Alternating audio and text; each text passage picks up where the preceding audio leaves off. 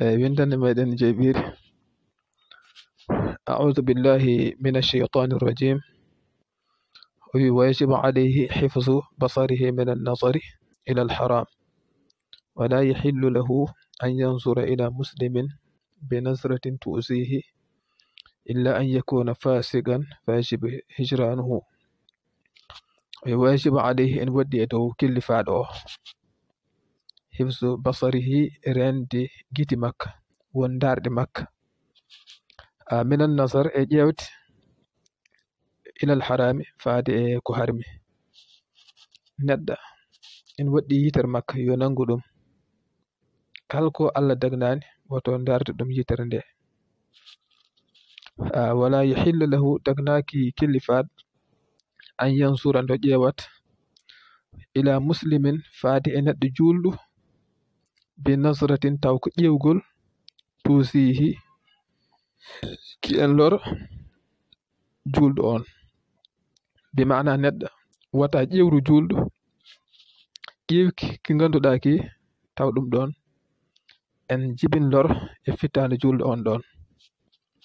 Won wota ƴeewru julɗo yitere famɗinde ɗum, wata ƴeewru julɗo yitere yawaade ɗum, wata ƴeewru julɗo yitere hutaade ɗum, wata ƴeewru julɗo yitere wasde nde ngannduɗaa nde en feññini baskol ma weleede geɗe on ɗon julɗo. Neɗɗo julɗo woto ƴeew julɗo on ngol ɗon ƴeewgol. Illa an yakuna sona taw julɗo on woni fasigan ko neɗɗo fasig. Ay neɗɗo fasig noon woni taw ko neɗɗo mo ngannduɗaa o taw ko jeltuɗo ɗoftaari Allah. Oɗo kam on mbo seedo Allah ko dewteeɗo. Omo totta waktu joyi ɗi. Kono noon denndaangal sériyaaji Allah ɗi fof kanko alaa ko wonda heen. Ko gollowo wonani kala goofi te kadi ko peññinoowo goofi ɗi ko on ɗon neɗɗo woni fasig.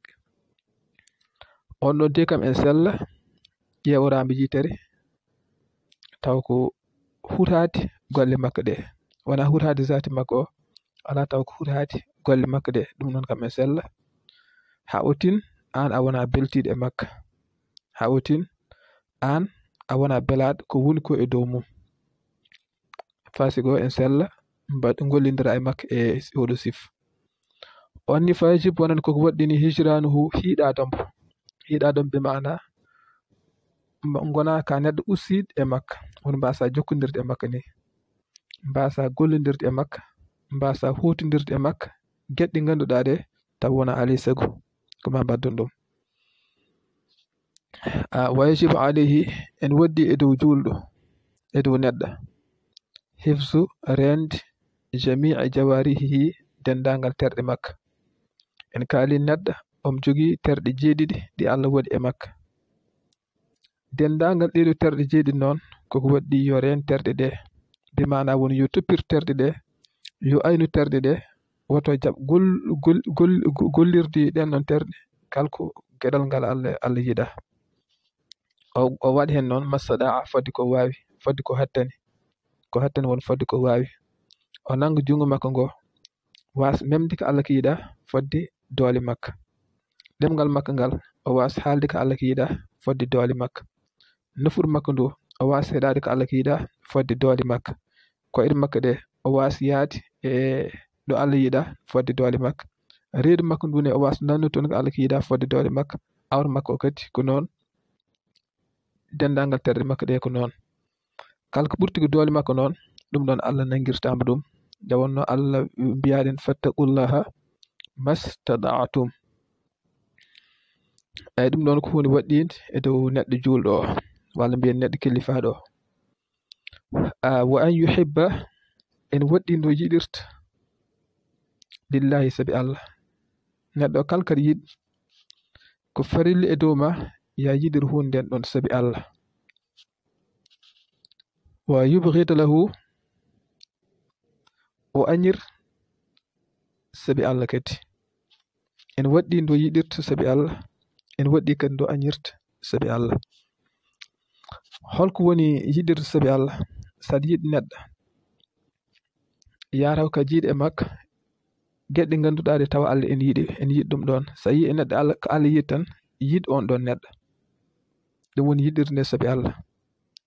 So a yii e neɗɗo kadi ko Allah ko añ on ɗon neɗɗo. ɗum ɗo woni añirde sabi Allah. wadde en nganndi kam neɗɗo o ala laawol shariro kaani mbo añde zaati neɗɗo o walla yidde zaati neɗɗo o.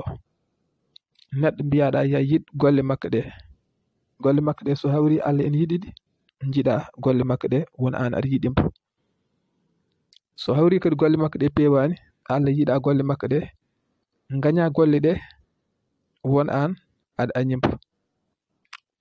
sabi neɗɗo so yiɗri sabi Allah, neɗɗo so moƴƴini golle mum tan o yiɗat ɗum. neɗɗo kadi so natti moƴƴinde golle makka tan o añat ɗum. kono noon so tawi noon ko zaati neɗɗo o añ, neɗɗo hasko golli ko Allah ko yiɗi mo añ on ɗon. so golli ko Allah ko añ haadi kay wona gañgol, so golli ko Allah ko añ haadi kay wona jiɗgol sabi Allah ko zaati neɗɗo o yiɗata mba Allah yiɗa o añ mba Allah yiɗi. wadde koko waddi e neɗɗo yo yiɗir sabi Allah, yo añir kadi sabi Allah. koko waddi e dow makko wa yarda o welire kadi lahu sabi Allah. kala kara wele mbeɗa welti e neɗɗo e kaari yaraw ka beltiɗe e makka ngam ka jiiɗe makka ko weli Allah. wa yahdaba lahu en waɗɗi kadi ndo tikkirta sabi Allah. somi tikkan neɗɗo kaari de kam mbeɗa tikkanimo holko waɗi mbeɗa tikkanimo komi jiiɗe e makka ko en tikkina Allah. wadde mi tikkanam sabi ngal ɗon gollal ɗum no hunde waɗɗinde e kellifaɗ. wa yamur en waɗɗi kadi yo yamru kanko neɗɗo bil ma'ruf moƴƴere.